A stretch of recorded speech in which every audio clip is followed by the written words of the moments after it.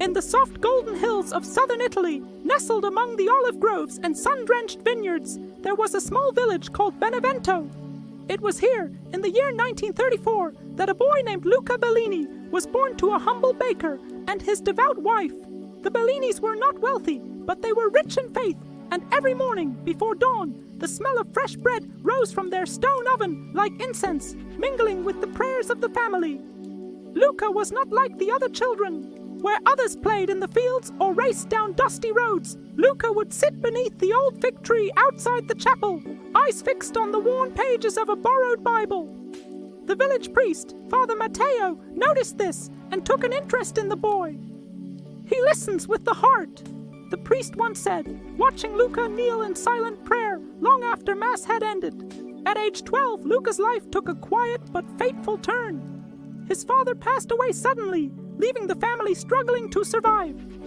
To help his mother, Luca worked long hours at the bakery, kneading dough before sunrise, then walking to school with flour still on his hands.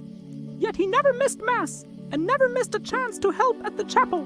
Father Matteo eventually spoke to Luca's mother. "He has a calling," the priest said softly, "and I believe he is meant for more than this village." Though reluctant to part with her son, she knew it was true. So at 15, Luca left Benevento for the seminary in Naples, a place that felt like another world. The towering libraries, the stern theologians, the ancient Latin chants that echoed through stone halls. All of it overwhelmed him at first, but Luca studied with quiet intensity, often staying awake by candlelight, his breath clouding in the winter air as he pored over scripture and philosophy.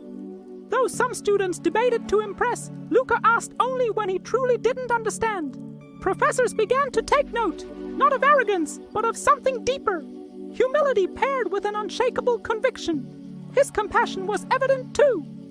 While others avoided the city's poor, Luca often wandered into Naples' back alleys, sharing his bread and listening to the sorrows of strangers.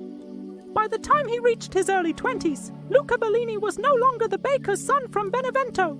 He had become something else, a bridge between the common and the divine, between the world of men and the hope of heaven. And so it was.